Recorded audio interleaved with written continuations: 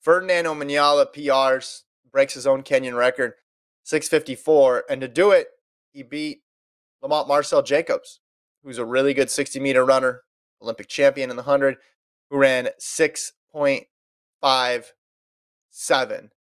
More surprised for the Jacobs loss, or more surprised that Omanyala got the win?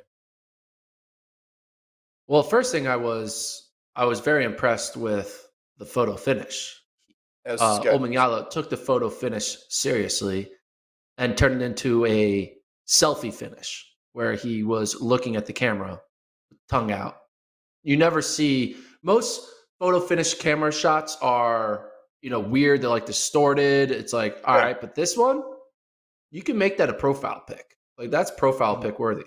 No, but yeah, I mean, I'm not sure if beating Jacobs, obviously he's an Olympic champion, he's a world indoor champion from last year, but he's not beating a 6'4", right, type guy right now. He beat a 6'5". Like Marcell looked really slow off the blocks.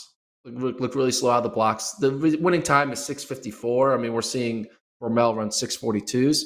So I don't think it is like, wow, you just beat the best guy in the world. Watch out for Ferdinand.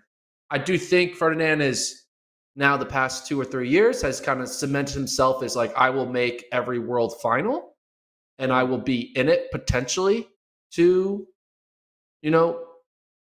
flirt with the bronze if things go his way. But, it definitely just showed that, he was kind of came onto the spotlight, in 2020 was the year he came in the spotlight? And he's been able to not be a flash in the pan. He's been able to stay consistent. And I think, beating Marcell Jacobs here is showing that consistency. And I look to him as, a lock for making a final, which is hard to do. The men's 100 is a hard final to make.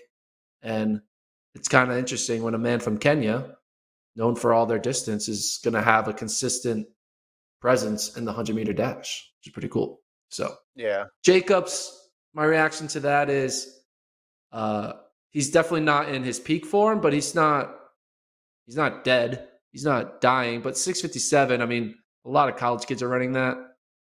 He's definitely not 100% fit or in his peak. Yeah. Especially when you see a 200-meter runner and Lyles run 6.5s. Mm-hmm. You see Rommel do his thing. Christian Coleman just was like, all right, I can win whenever I want. There's a lot of the Americans. I don't think Marcell Jacobs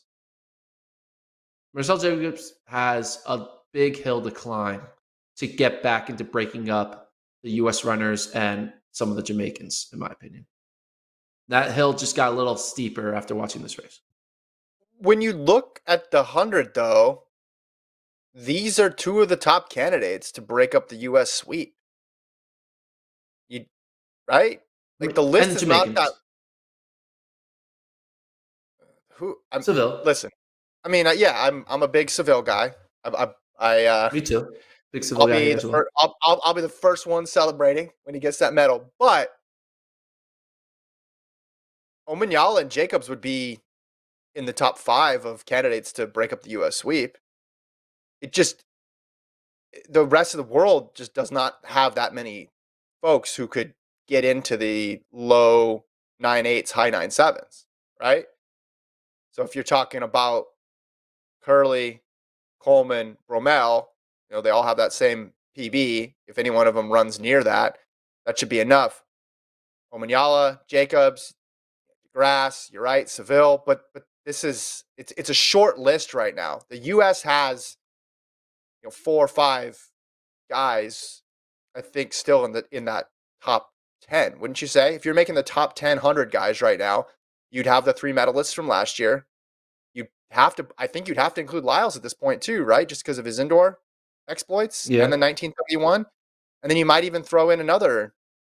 You'd probably throw in Coleman too. Yeah, exactly. So there would be at least 5 U.S. guys in the top 10, wouldn't there be? Or am I missing something? I think there's 6. I bet you Williams would also be in there as well. Yeah. So the rest of the world loves the U.S. champs because it eliminates competition, pushes them up the leaderboard.